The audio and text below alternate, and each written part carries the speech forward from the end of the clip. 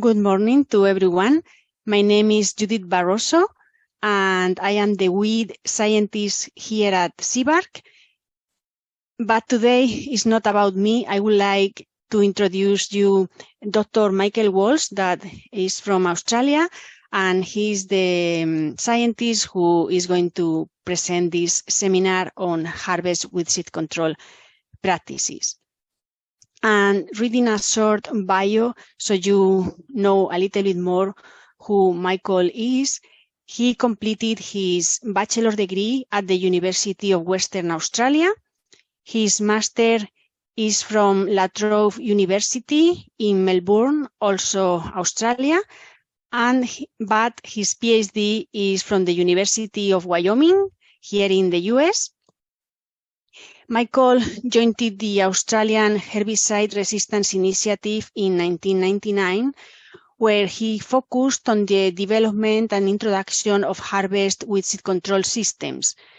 In 2016, he was appointed as the Director of Weed Research at the University of Sydney, Australia, where he established and coordinated a research program for Australia's Northern Grains region of New South Wales and Queensland.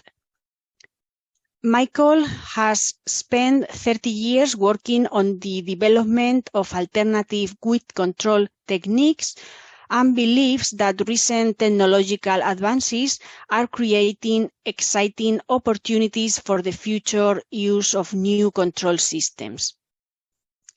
Recently, he has been awarded with a Fulbright Fellowship to visit Kansas State University and other institutes in the US to collaborate on harvest with seed control systems, and that is one of the reasons he's here with us today.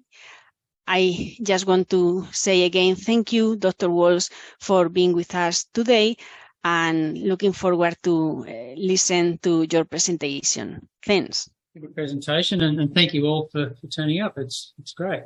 So as Judith said, and the focus for today's presentation is about harvest weed seed control and just how it has evolved in Australia and what it all means, I guess.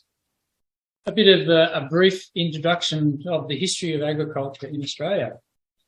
So when there was agricultural settlement throughout the production region, so these are the green bits in the southwest of Western Australia and the eastern seaboard and South Australia. That's the production region. Closer to the coast, that's where everybody lives. I think 90% of people are within 100 miles of the beach. And in this area here, there's not a lot going on in terms of agricultural production. There's a few cows wandering around in amongst the kangaroos and emus. It's largely desert. Okay, so when it was first settled, we referred to this as the sheep belt. So we got sheep production to work really well initially, and so that thrived as an industry. We used the native pasture species were pretty poor quality, and so we introduced annual ryegrass as our pasture species. It was frost tolerant, it had good nutritive value, and it was self-regenerating. And it established and adapted really well across that quite large region. So when we decided we wanted to go cropping wholesale in the 1970s, we already had annual ryegrass adapted and established right through that region in very high numbers, which is what you need in a pasture species.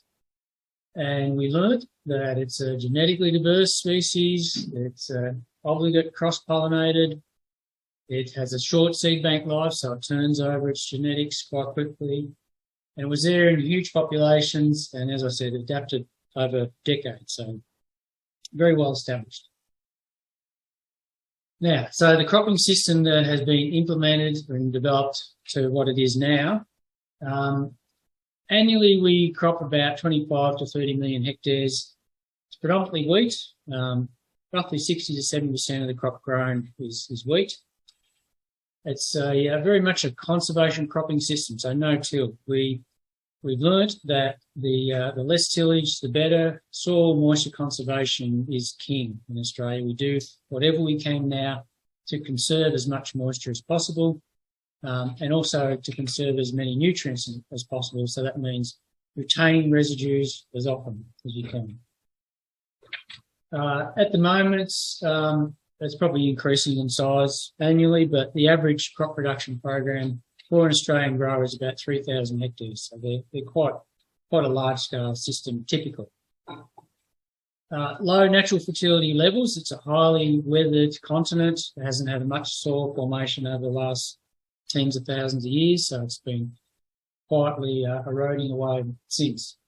So low natural fertility levels, low and variable rainfall, and so that means it's a low input, low output system. And so your production inputs are tailored towards your potentials. Because we had such because we've got wholesale adoption of no-till systems, there's widespread reliance on herbicides for weed control.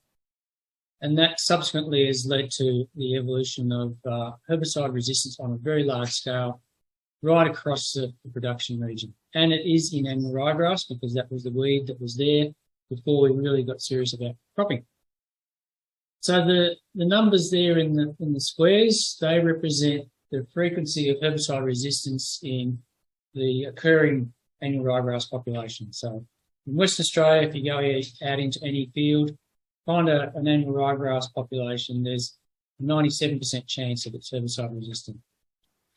For the other areas of the country, it's around about 70% chance of finding herbicide resistant annual ryegrass population. Feel free to interrupt and ask questions as we go along, Prabhat. So a little bit more of a closer look at Western Australia. So this is the West Australian wheat belt. The rainfall is highest closest to the coast and then it drops off. So it's probably from 8 to 10 inches out here to about 30 inches closer to the coast.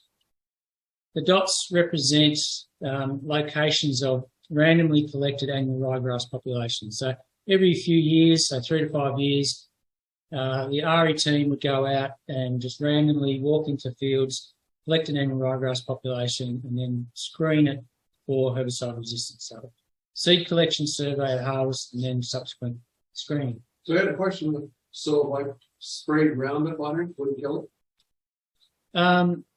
Not, well, some of them. There is Roundup resistance there. There's Roundup resistance too. Glyphosate resistance, yeah. Yep. Not as large, not as frequent as the Group 1 and Group 2 herbicides. Okay, but it's Group 1 and 2 they were following. That's right. So selective in-crop herbicide. Yeah.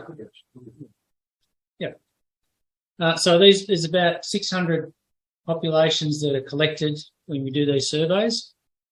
The subsequent screening found that the red dots represent resistant populations, the orange dots represent developing resistance, and the green dots represent completely susceptible populations. So the green dots are now quite rare.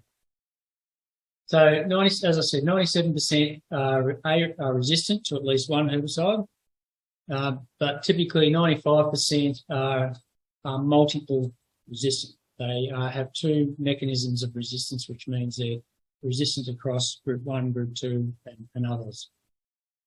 So herbicide resistance is the dominant form of annual ryegrass in Western Australia in particular. So does that since that was done in 2014, right? Yeah.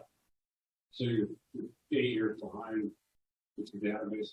Yeah, it hasn't changed. It hasn't changed. It hasn't changed. No, it was pretty hard for it to change. But what has happened is that there's increasing frequencies to other herbicides.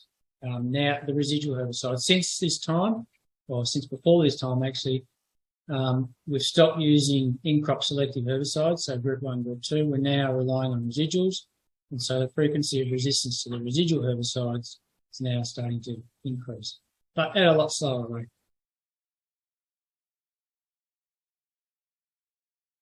Okay. Can you address then that pyroxasulfone? Because I think it's become kind of a go-to cure for some things, and you're starting to find. Yeah, so there's pyroxasulfone resistance. I don't think it's reached double digits yet.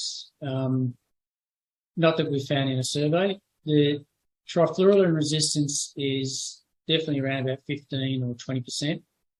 And there is some evidence of cross resistance between a lot of these residual herbicides, so it's a lot harder to actually rotate them. So it's challenging.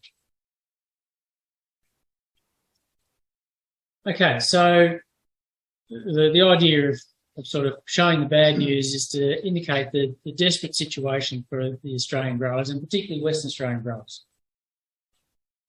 So they're looking at annual ryegrass populations present at crop maturity in their wheat crops, and they just know that those plants are going to get collected during harvest. So the weed seeds, the ryegrass seeds are collected, and the growers recognise the fact that during harvest the weed seeds are collected and then they get spread back across the field during the harvest operation.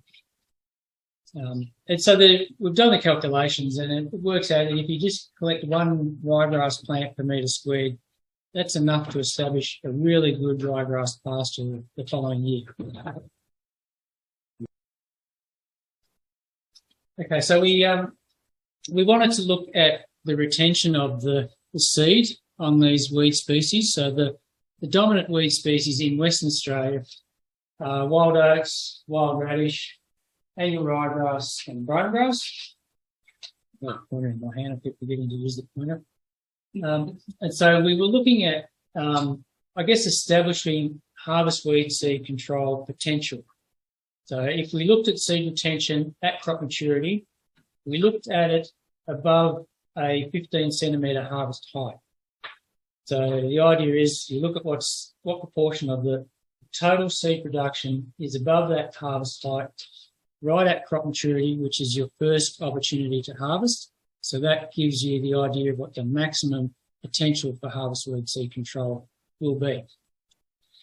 So for these species, wild oats, the seed retention was 85% of the total seed production.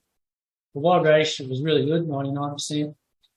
Ryegrass, 88%, and 73% for brome grass. So pretty good numbers. We looked at that seed retention over time. So seed retention on the y-axis and then time on the x-axis. For these four species, in general, we found for wild radish and for ryegrass, we're losing about 1% seed retention per day past that first opportunity to harvest, time 0. For brome grass and for wild oats, you're losing about 2% per day. So if you're trying to decide which fields to target, you probably go for the brome grass and the wild oat populations if you had that opportunity. But the message is that seed retention doesn't stay fixed. It does decline over that harvest period. Right, so yeah, harvest time now is recognised as an opportunity to collect grain, but also weed seeds. And then, if you don't do something at the back end of the combine here, then it's also a weed seeding opportunity or operation.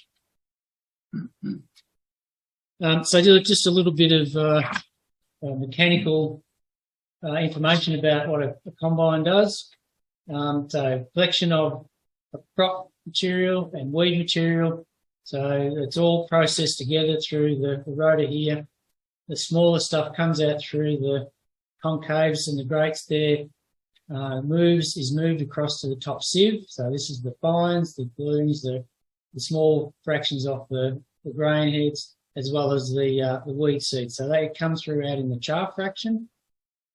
The straw fraction is moved on over the top and exits out here. Grain passes through the sieves to this auger and then up into the grain tank.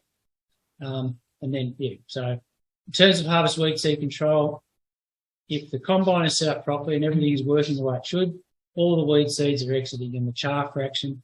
So that's the material you want to target for harvest weed seed control. And I've indicated here that we've looked at the operation of the combine in relation to where the weed seeds go. Some go up into the grain tank.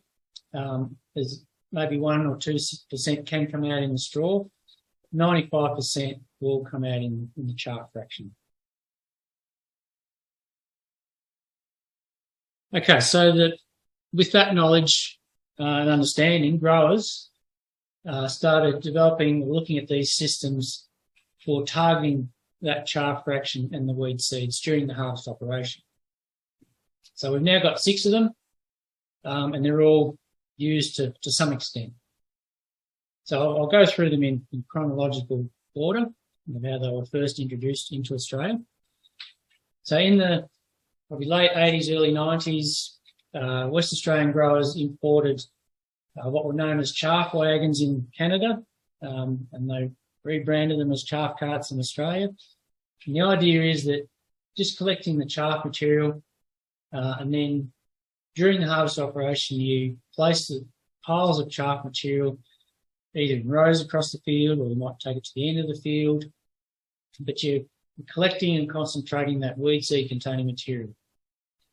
Then after harvest, you can let the livestock in to graze those chaff piles. They do have some nutritive value, so 8 to 10% protein, depending on the crop material.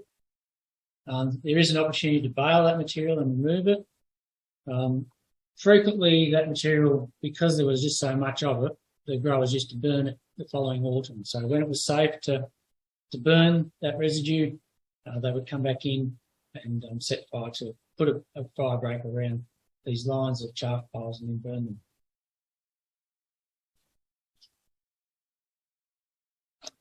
So that's chaff carts. The next system developed was the bale direct system. So here we've got a baler attached to the back of the combine and driven by the combine. So all the chaff and straw material is collected and these bales are produced. And the grower who did this, he was looking for a financial opportunity. So he had a pelleting plant just down the road, and he was producing this material and taking it to the pelleting plant, producing the pellets for livestock production. So there are bale direct systems in operation in this area. They've been here for quite some time. They're a good fit for this region where you have big crops with large biomass production, and if you've got a good market, then it is quite a financially lucrative opportunity. So the next one is narrow windrow burning. So this is a fairly simple system. So you just attach a chute to the tow bar at the rear of the combine. During harvest, all the crop residue is placed into a narrow windrow, which is probably about 0.5 metre wide, 2 foot wide. The idea of doing that is that you're creating a fuel source for a subsequent burning operation just to destroy the weed seeds. So concentrate that material at harvest, then you come back the following autumn and you burn those windrows when the burning conditions are right. And that's this part is easy during harvest. The tricky part is the burning operation. Well, it'd be nice if you could just burn it in a direct row. In one row, instead of the whole field. That's what happens. That's what happens? Yeah. They didn't burn the whole field. No, doesn't burn. So this is overhead shot during the burning operation. So what time did they burn? Well, just how much later after harvest? So harvest is I should have explained that. So our growing season starts in April. So in the fall, we grow our crops through the winter. So it's an active growing season through winter, spring. So that's when we get most of our rainfall. Sure. And then in harvest is in November, December, and then we come back the following fall just before planting to do that burning operation. So you burn almost 12 months later. After 12 months after you've planted, so 4 months after harvest. 4 months after harvest. Yeah. When it's cool, there's probably been a rainfall. Okay. Yeah. So it's a safer environment for burning.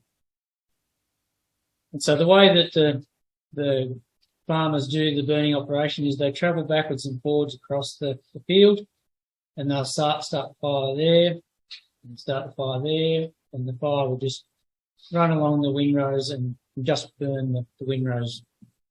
So you really, in our rule, you're like your rule, you had to have some rain. It have to be a little damp. Well, it has to be cooler. Yeah, The cooler. wind has to be in the right direction just to reduce that risk. Risk of just.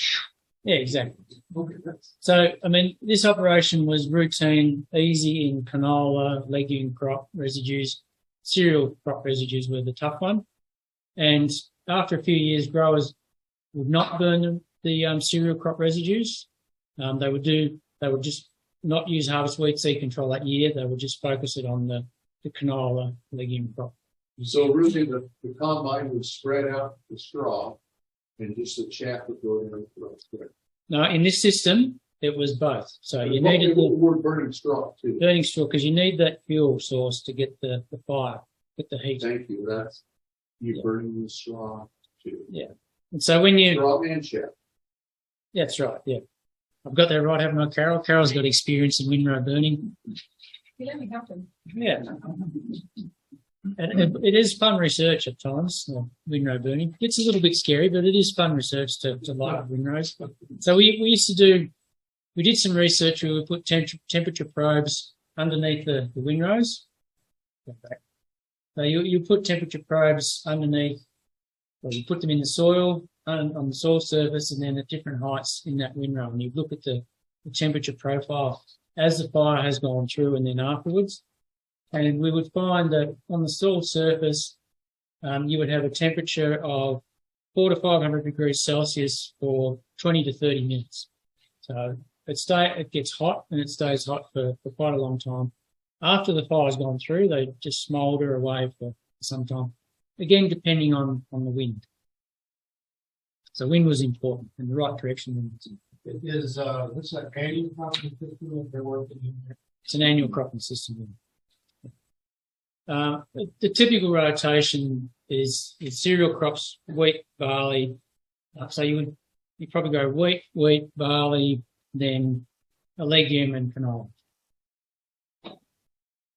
or combinations of those. Right, so moving on from the narrow windrow burning, so chaff lining and chaff tram lining, a similar concept, creating a narrow windrow, but this time just the chaff material, but no burning. So we've moved away from burning, or trying to move away from burning, to reduce the risk of fires. And so these systems are just to concentrate on that chaff material. There's two approaches. So chaff tram lining is that you split that residue and you put it on the wheel tracks. So this is used in a controlled traffic farming system. So the chaff gets placed on the wheel tracks. It's a unfavourable environment for weed growth. You have wheel traffic, there's compaction. The weed seeds don't particularly like it for germination and emergence. The other variation is if you just concentrate all that material into a narrow row, you've got a bit of biomass there that prevents weed seedling emergence, and there is some sort of allelopathic effect, if you like, on the weed seedlings as they try to emerge as well. And the idea is that you don't disturb those, or minimum disturbance of those chaff lines. As soon as you disturb them, you allow the weed seedlings to come through. So you just drop that chaff right along those lines. That's right. Yeah. Does that mean the rest of your equipment? Yeah. So in controlled traffic farming system is becoming very popular in Australia. To reduce compaction primarily. And so not everybody's progressing in that direction. So as you can imagine, it takes a significant financial investment to set everything up on 12-metre units, increments. That's the typical system. So as they're buying new equipment, they're buying it with that in mind. So 3-metre centres, 12-metre working widths. So, a 40-foot combine, 120-foot sprayer, 60-foot seeder, 80-foot seeder. So which one of these work best? Well, I guess you did that. Well, questions now. So Okay. Yes. so they work best in different situations for different reasons. The guys doing controlled traffic like this approach because it reduces dust during spraying. So when you've got that, nice little carpet over the wheel tracks, you don't get the dust coming up when you're doing your summer spraying. So they're spraying, driving the spray right on the tracks? Yeah, because everything's matched up. The sprayer, your tractor, the combine. Yeah.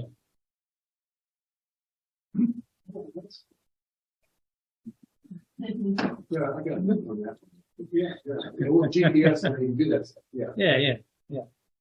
This one here probably has more of a suppressive effect on weed seedling emergence just because there's more material concentrated into that area. Here you split the material, so it's less suppressive. Here it's more suppressive.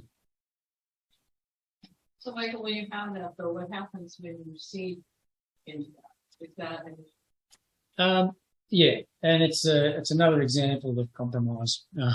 So initially growers were trying to avoid seeding into them. So they would try and, if they had a 12-inch row spacing, they would be able to plant either side. We're now moving to 10-inch and is probably standard now. And there's progression to 8 and even 6-inch.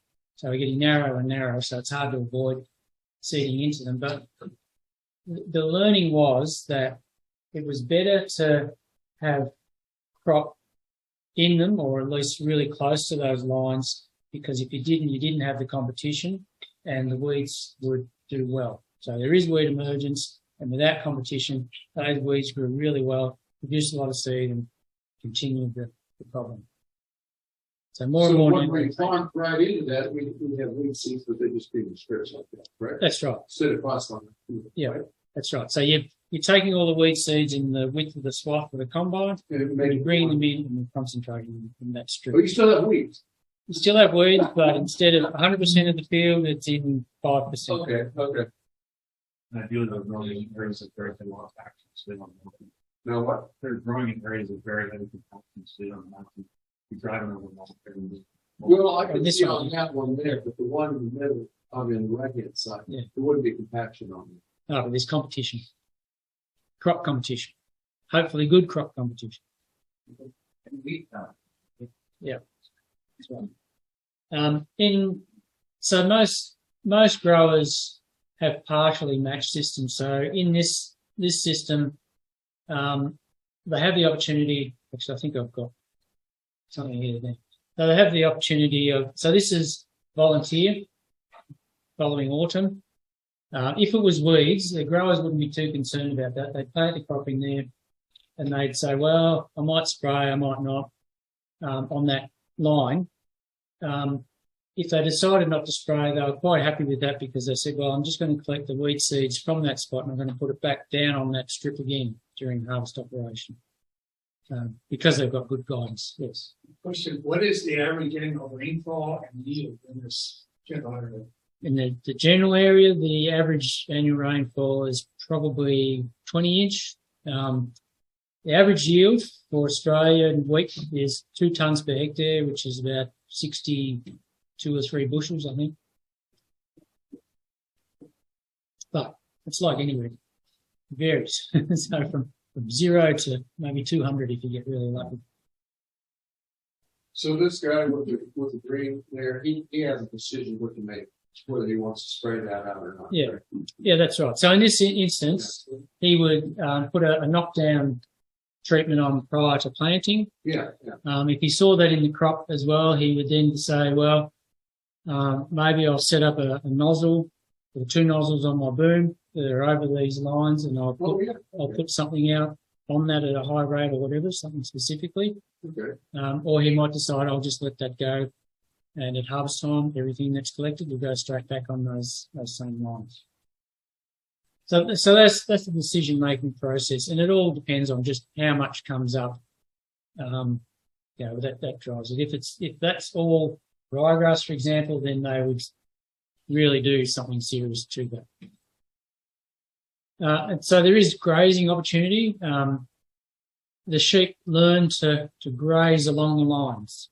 So, I mean, it's quite curious when you see this as you're driving along.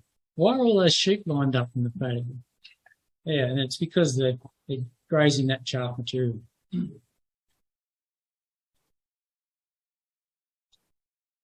Okay, so The final Back up to this. Go back to the sheet picture here. So, okay, since you're a wheat guy, now afterwards, do they get a lot of weeds? They eat all the weeds? yeah, very good. Okay, so Or they could move that, but whatever, yeah. yeah, they do. So, all right, so Okay, I like that concept. So I'm a livestock guy. It'd be nice to graze on crops here. So the weed seeds, if it's ryegrass and they're consumed by sheep, then 6% will survive digestion. Okay. So 94% gets digested, non-viable. Okay. So it's pretty high kill.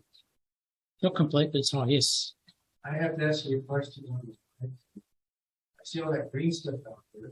Is there a potential from the sheep down that? Yeah, absolutely. So the compromise for growers is sheep cause a lot of compaction. Sheep are worse than wheeled machinery. They really pack the soil down quite heavily. So where you want to make get an opportunity for grazing, it's a light grazing, low density, and they will do it, but they will not put sheep in there for a long period of time at a high stocking rate. So there's some opportunity, but it's not a huge opportunity. Okay, so cattle, there's 12% of annual ryegrass seed will pass through a cow and stay viable. But it varies from species to species. So if you're interested in doing that here in the weed species, then someone's going to have to do the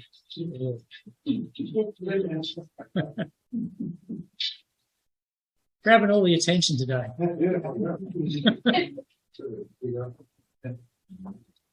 All right, so the impact mill systems. So we started while these other systems were being implemented and used. We spent a lot of work in investigating impact mills, and the reason for that is that for Australian growers, these are seen as the holy grail.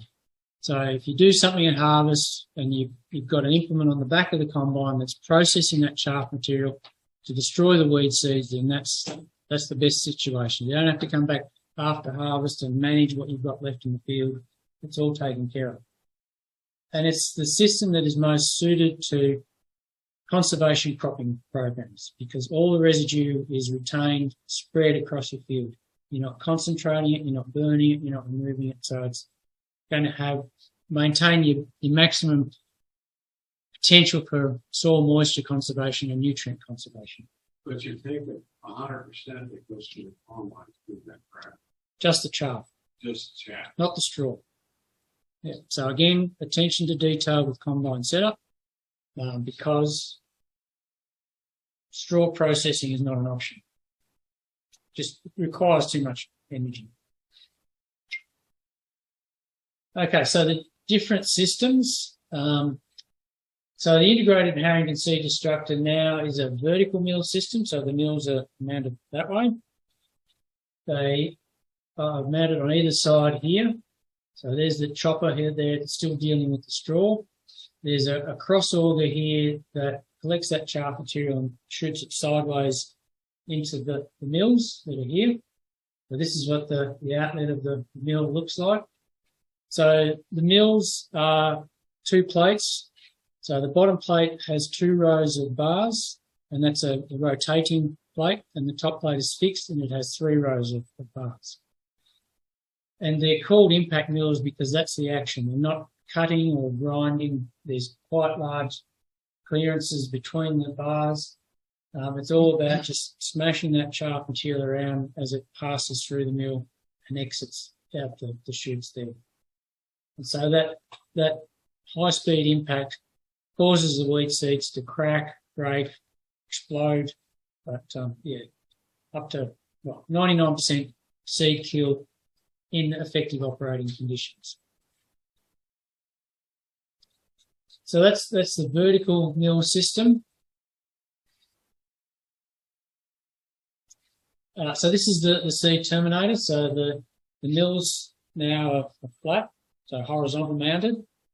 All systems have these twin mill setups, so a mill there and a mill there.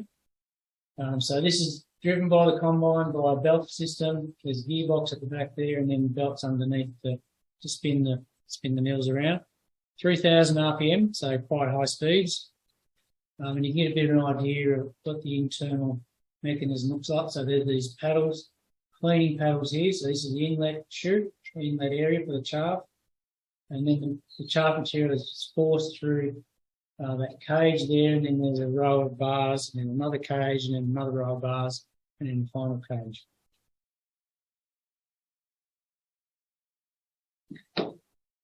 And then the latest version is the Redicop seed control unit. So again, horizontal mills, slightly different bar configurations. That's the internal system there. Different paddles, but same principle. So 2 rows of bars spinning, 3 rows of bars spinning. What does it do with downy problems? What is that percent? So 99%. 99%, yeah, with Danny Brown. So we've tested, I think, 10 or 11 species in Australia, and there's been similar testing for, I think, maybe 12 or 15 species here in the US, from Palmer amaranth, waterhand, mare's tail, kochia, brown grass is included in that, etc. Yep. Yeah, all the cheaper out in the northwest of the Yeah. And 99% effective, you say? Yeah. No, when it's working properly. So you can get it to not work properly by forcing too much chaff material through the mill or having high moisture. They're not a perfect system, but so you have to keep that in mind. They need good operating conditions. Right, so this is, I guess, for people in North America, this is the local hop system. So manufactured by Redicop are based in Canada. The other 2 systems are Australian made. They are available for here in the US. But I think it's probably fair to say that the Redicop system is the most frequently system being used in the US at the moment. If you go back one question in previous, See Terminator? yeah, that's the last use. Okay. Yeah, there's a few of these around. There's a few of the verticals around too.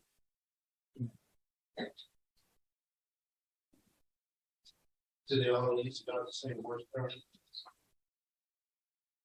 I think so. They're all operating at about the same revs, same RPMs, about 3,000. They're all very similar in size. I'm sure there's probably subtle differences in the amount of horsepower. Maybe, so the Terminator and the Redicop system have a gearbox, so it's a belt drive on a gearbox. These ones don't have a gearbox, so maybe there's a little bit of horsepower saving there, I'm not sure. But maybe, the internal configurations they're all slightly different, so there might be some variations around there. But essentially, we just say 100 horsepower is what you're going to need. So that's how much excess horsepower you will need to have. So there's a seed terminator that's got 80 horsepower, which you anything under about an 8250 or 8230. You can't hurt them. Doesn't have enough horsepower. Yeah, and again, depends how you want to drive your combine. So they are. The general advice is class 7, 8, and 9. So you can use them on class 7, but you need class 8, 9 pump. Yeah, 7, 8, and 9. So you need a large. 7.2? Yeah, 7.2. Yeah. And these are all compatible with the standard stuff jumper? Yes, they are. Yep. One more question. I know that the one is a lot. It's really nice. Are they all noisy? You're not in the cab. It sounds like you got a dead engine up back of your phone.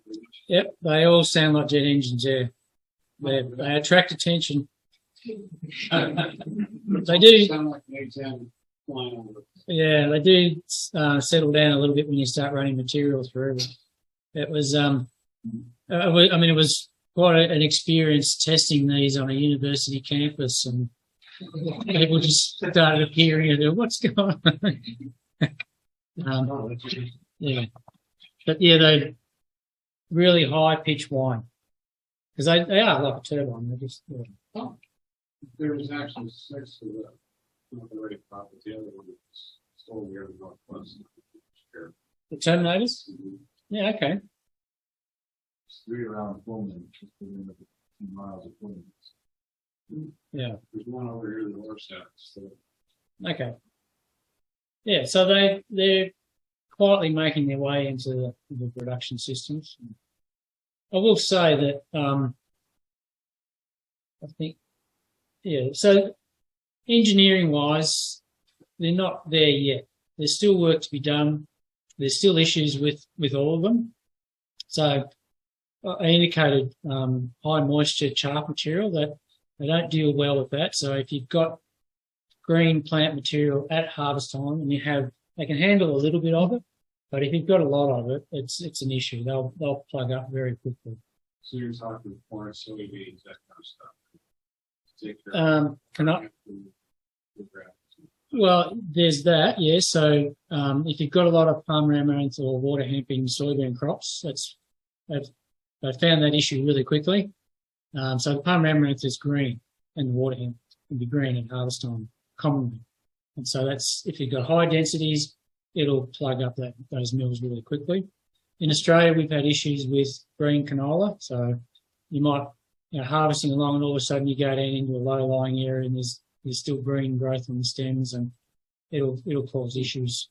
You can get through it if you go slowly and it's not a huge area, but once it becomes a common thing across your field, then it's really hard to operate. So that needs to be dealt with. The other thing that we need to think about too is that combines keep getting bigger, and so that ability to process increasing amounts of chaff, it can't do it. They can't just deal with more and more chaff coming through. They have to be engineered to deal with that material, but still to be able to control the weed seeds that are going through. So we need some ag engineers on the job. So if anyone knows ag engineers interested in this, then please let us know. Any more questions about the mills? Yeah. I have a question concerning overall economics of the different operations, and I hope you have someone studying that. Starting out on there in the yellow sweatshirt, publishes the Pacific Northwest Agri Times, and I recently found an article in Save, but forgot I had, where the writer, who is also a grower, indicated that saving the straw on the land, not burning, not baling and removing, at the time, he said, was worth about $75 per 100 bushel to him as a grower. And I sent that to Rich Koenig at Washington State, saying, what would the current numbers be on this? And he said about 3 to 4 times the $75 mentioned per acre. So you're pushing your $300 an acre, for saving the straw. And most growers in middle to upper rainfall regions do use straw choppers. And it would be, for someone who says this, like, I don't know how effective this unit is overall, when you put it in line with other methods of farming. But I hope you have someone working on the economics or net per grower comparing the different methods. Do you have anything like that going on?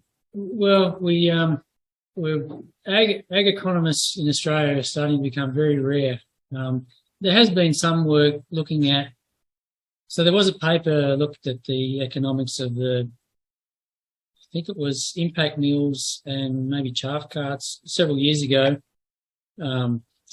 Generally looking at their overall economic benefit or costs of the farming system, but there hasn't been like in-depth studies. We've only done this sort of thing, which is like gross margin type stuff to just indicate the cost per hectare for these systems. See, and in addition to cost, then does the grower and his next crop get a greater yield or spend less on weed control? These are things, see, that none of us. Yeah, so that's the long term. We don't want to buy them to learn. Yeah, exactly. The answer to the question is, what's the longevity of cheatgrass? What's the longevity, right? It's been on grass, it's longevity of wildlife. Because what we're trying to do is we're trying to run that seed population down. Like we said earlier, this way the municipal, the generally not going to run through this. So you're going to have one line stuff places to be grounded. You're never going to get, it's going to crash out before you get there. So cover wildlife, that kind of stuff. So you're going to have some that misses. So this is probably a 10-year thing before you're going to start to, you're going to see some, over 5 years, you're going to see some real improvement, but it's the 10-year long process where this impact things are bad. Or the weeds are fat and adapt to the shadow before you have to put the cut bar. That's the truth of that. They're going to adapt to that. That's time the burners people.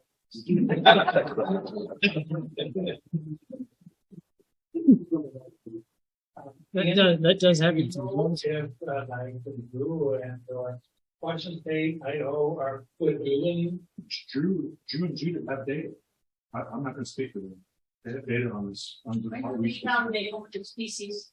They only know what they test you, right, vegetable gas. They don't look as good as Michael was showing with the species over there. My maximum potential control is 50%. Like if you are really early harvesting, 50%. So my question for Michael this morning for the seminar, I'm concerned that 50% of maximum control will be enough. Okay, because I think that the chief thing, maybe in bringing about a grower use, would be, like I said, not economics. I mean, what's going to be year after year? What are you spending on cheatgrass spray? What are you spending on all those spray? Pardon me? What are you spending? Well, it's a hell of a lot, but I don't know what this costs to run either.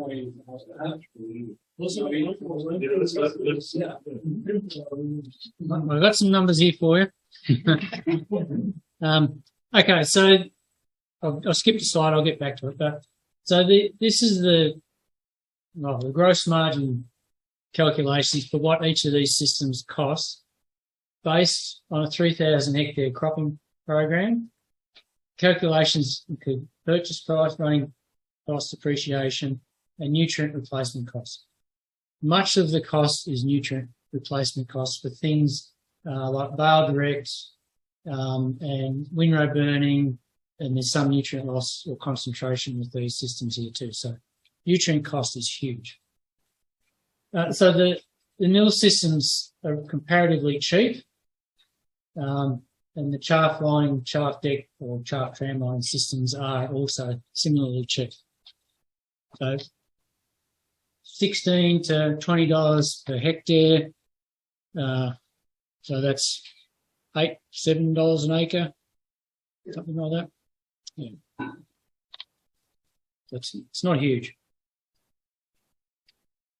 Okay. All right. So I'll go back to this one. So the message from this slide was that we've done the studies to compare them, and they're all similarly effective. So when they're set up, operating properly, combines working properly, they will all give really high levels of control of ryegrass. That's what we've looked at.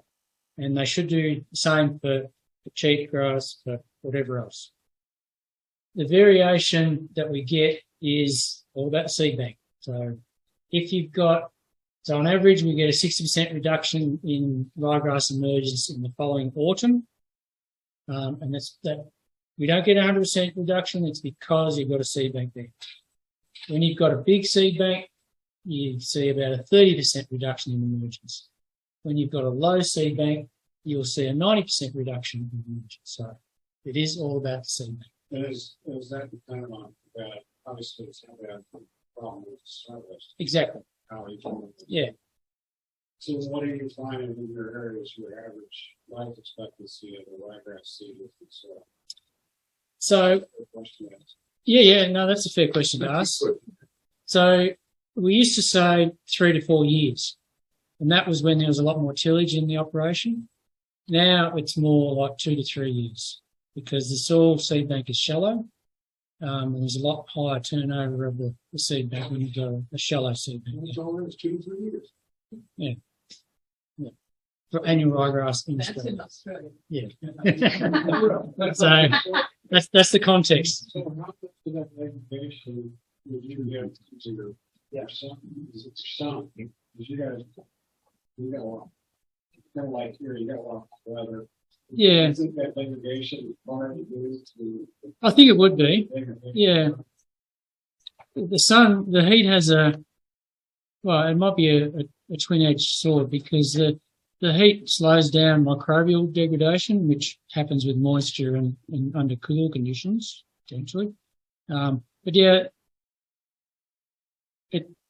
if you put annual ryegrass seed in an oven at 60 degrees, they survive quite happily for a long period of time.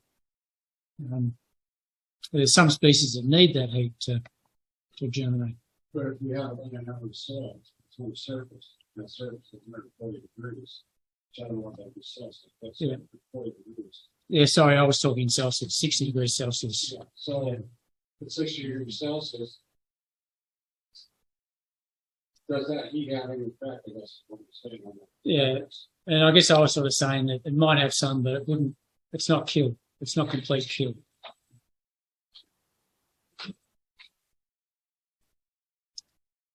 All right, so adoption.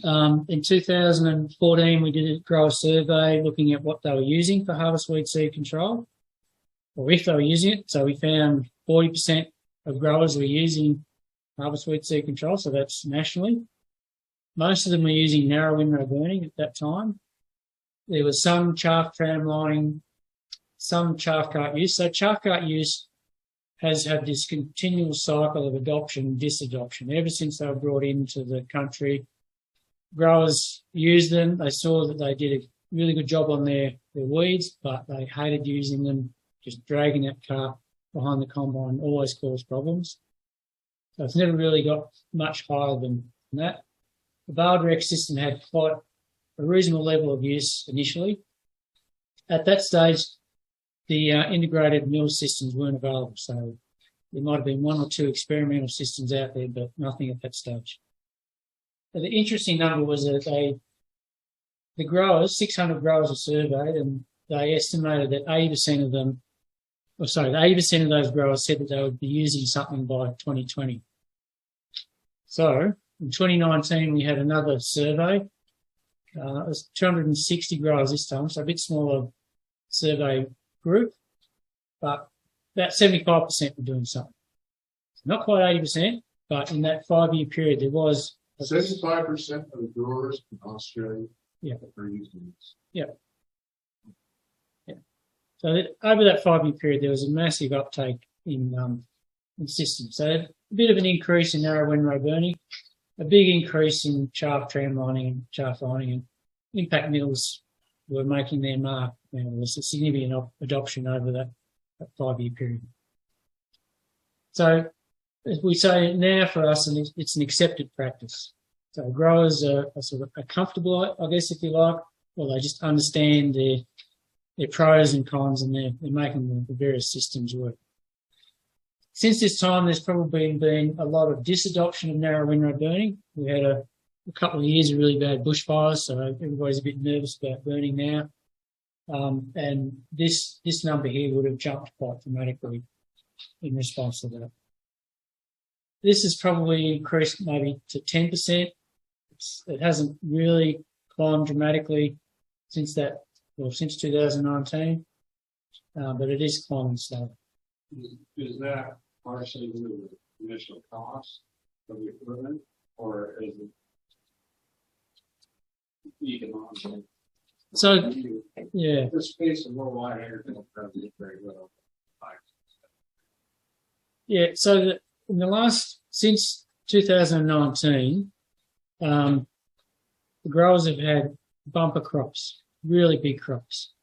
And it's an economic decision not to use them because they just slow down the harvest by 10%, and that they haven't been prepared to wear that 10% reduction in harvest operation because they've had big areas and huge crops. So instead of a 6-week harvest period, they've had 8-10-week harvest periods. So they just couldn't wear that slowdown. That was the main reason. The other reason was that they were wet harvests, and so the mills just weren't working through wet crops. Yeah. In your area, what percentage are like reduced or no? 99%. Yeah. What? No-till. Well, I guess it's no-till. Yeah. No-till doesn't mean no-till in Australia. It means an occasional tillage, but it's also mostly planting with a hoe drill type system, and that's because we rely on residual herbicides. We need a soil incorporation. What's the reliability of the unit and how much maintenance required per season? So the mills wear, well, so during the season, belts wear, and particularly if the guys who like to go a bit harder, they'll burn out belts every couple of weeks. During those guys will also wear the cages out a lot quicker too. So we tend to have it's a lot more dirt goes through the combines in most of our regions than what I've seen here. And so that wears out the cages quite quickly. So you're looking at probably $10,000, $10,000 to $12,000 a year in maintenance for replacing the cages and belts. On the impact mill? Yeah. Really? Thank you.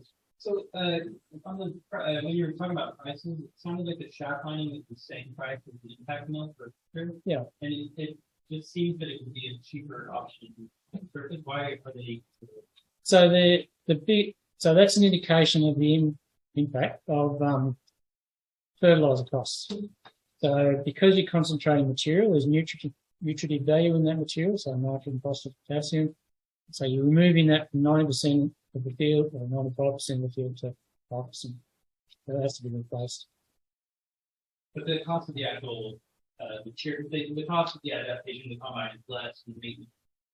Oh yeah, it's only a couple of $100 for a chaff line system, or free if you mark it up at home. Yeah. The chaff line. So it's just the fertilizer cost. Yeah. Well, I'm just thinking economically here, the windrow burning would be lower cost to my farm versus the impact on a per acre basis, right? So it depends on how important the fertilizers are to the system. If you've got good soil seed bank reserves of nitrogen, phosphorus, potassium, and you don't need to replace those, well, aren't we just burning the chaff? No, we're burning everything. So windrow burning was one of the most expensive. Oh, but because that was chaff. It was chaff and straw. Oh, okay. I thought it was just chaff. No, that's the cheap one is there. So that's okay. That's what that's for. Yeah. Chaff and straw. So I mean, these two indicate the nutrition cost of those systems. Yes. Okay. Yeah, because a narrow windrow burning kit costs $400. Same with a chaff lining kit, a few $100. So all that cost is fertilizer cost. Oh, okay.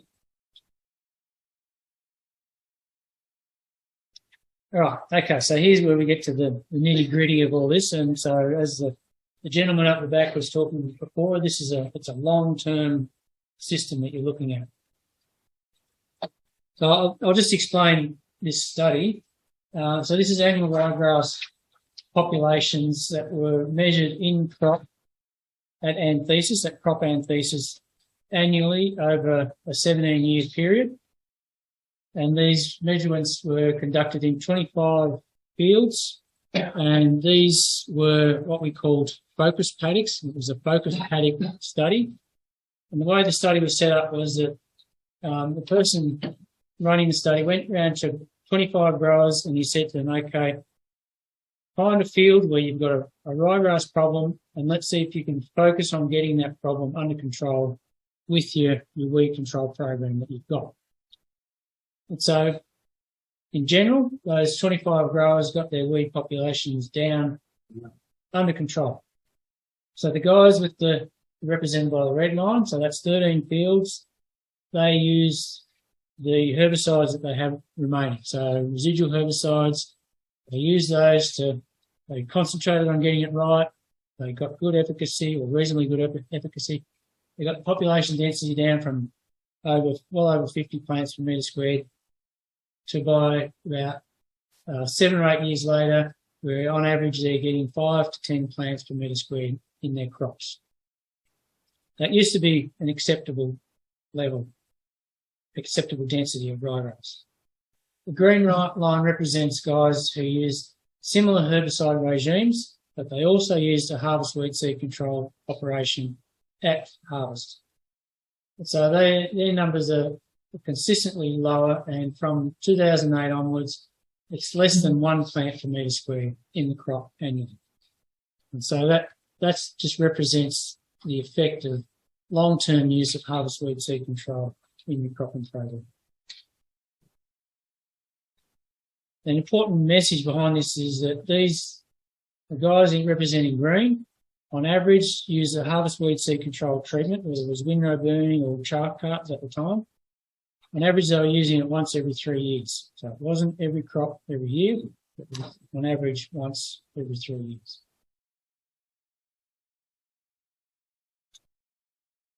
So the important part is when you look at the seed bank. So we estimated the seed bank production, or ryegrass seed production and seed bank inputs. The assumption was that every surviving ryegrass plant produces 200 seed, and we've got some data to support that.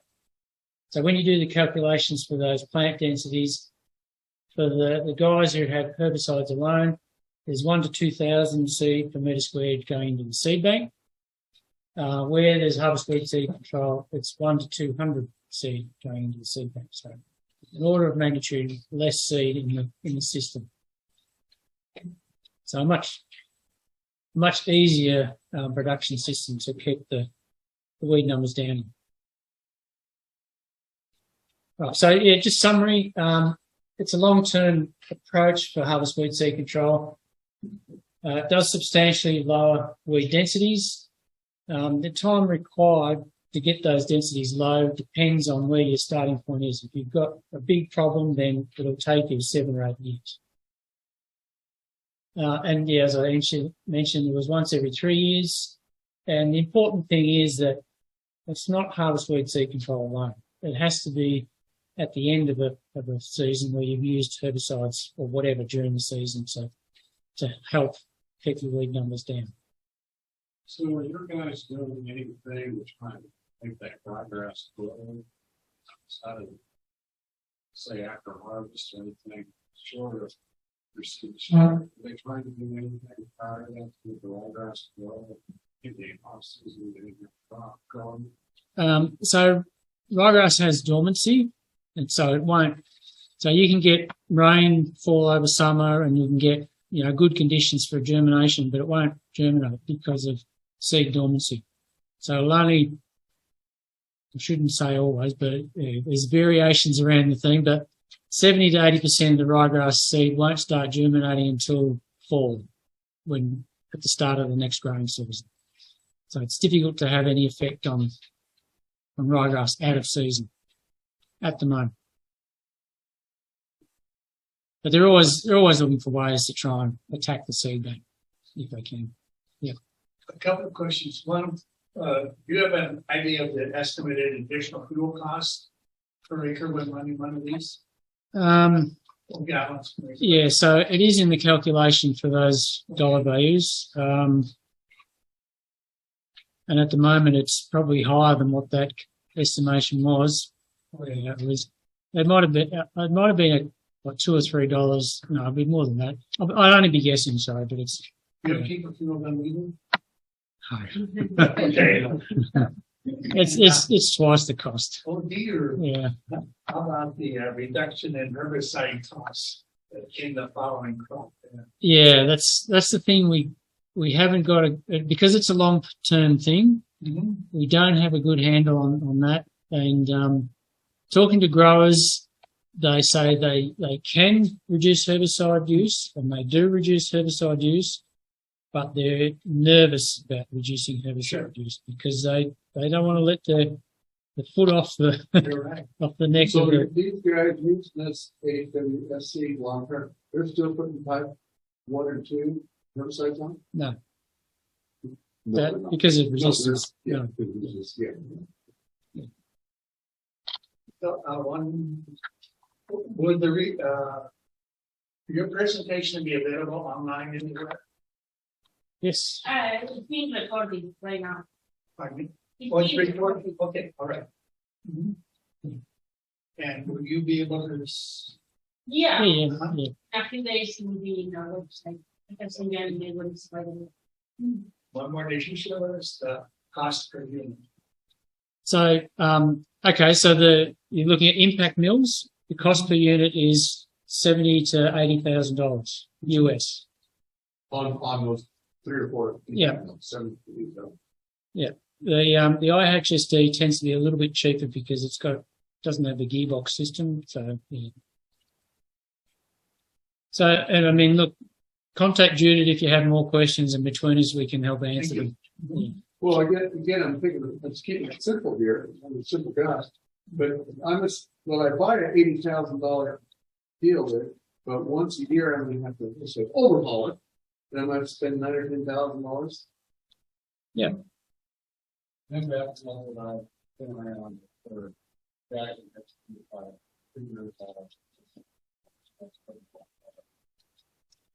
Yeah. It lasts longer than every year.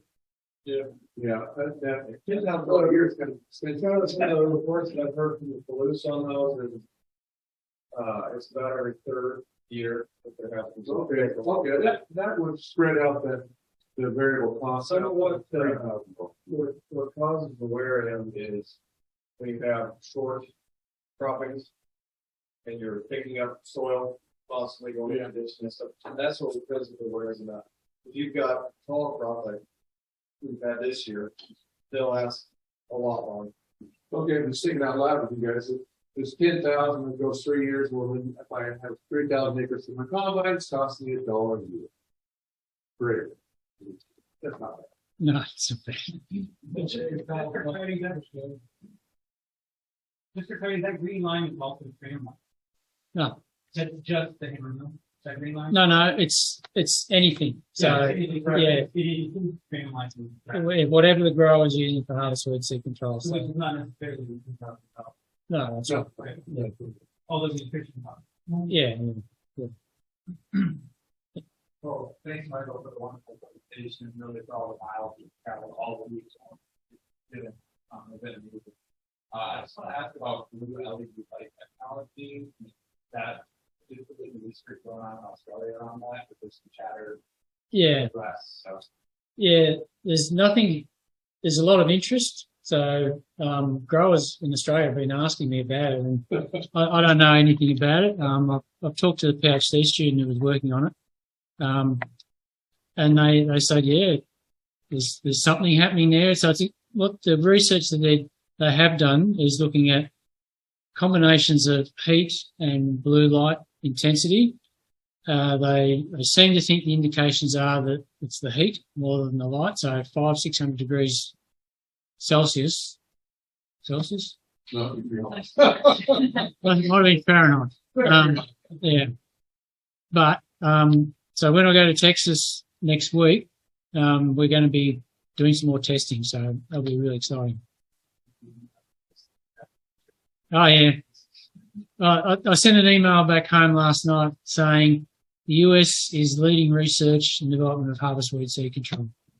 And that's true. There's more happening here now than there has been in Australia for the last 5 years. So it's a really interesting time here, guys. It's really quite amazing.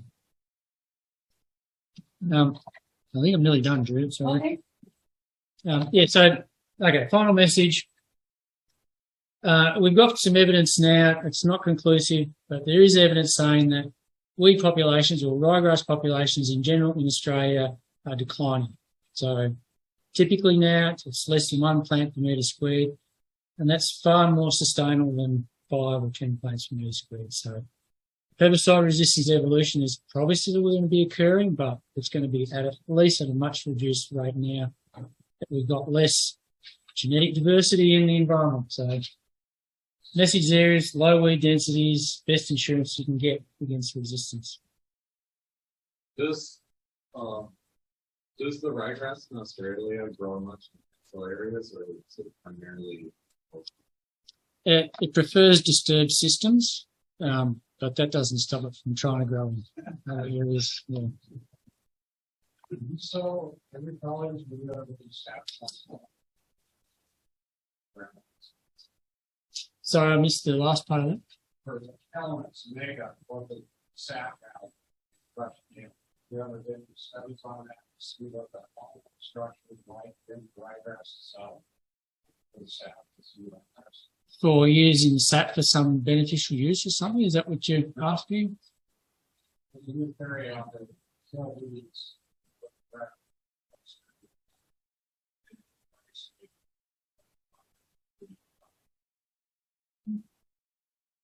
Maybe you're referring to like an allelochemical effect, allelochemicals or biologicals. Oh, right.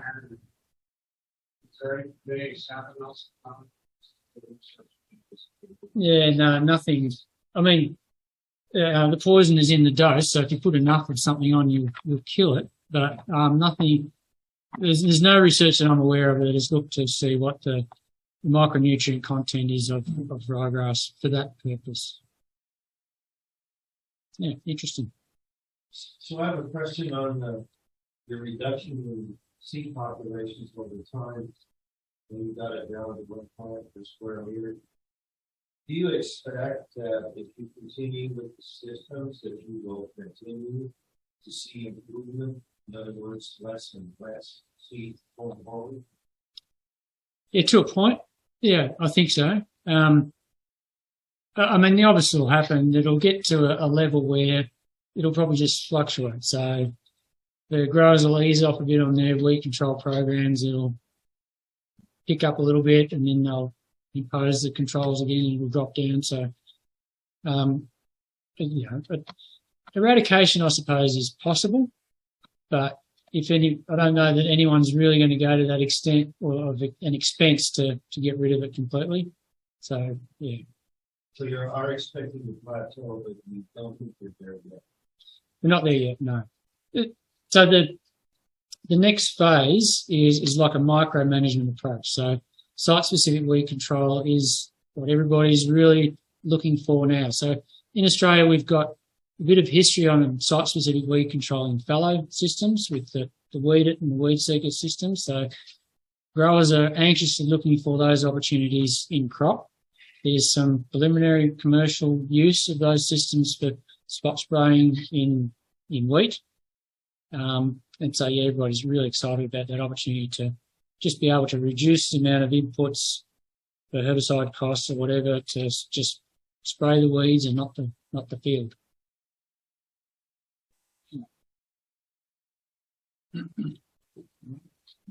Thank you.